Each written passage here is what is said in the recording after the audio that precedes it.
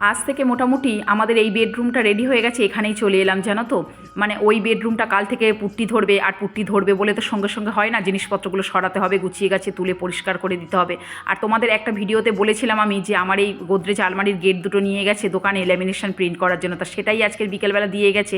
অবশ্যই তোমরা জানিও কেমন হয়েছে এটা। আর তারপরে না বিকালে আমি একটু মোছামুছি করে রেখেছিলাম, এখন বাজে প্রায় 10টা সাড়ে 10টা, ছেলেরও পড়া হয়ে গেছে আর হাজব্যান্ডও দোকান থেকে চলে এসছে। বললাম বাবা তোরা একটু হাতে হাতে হেল্প কর।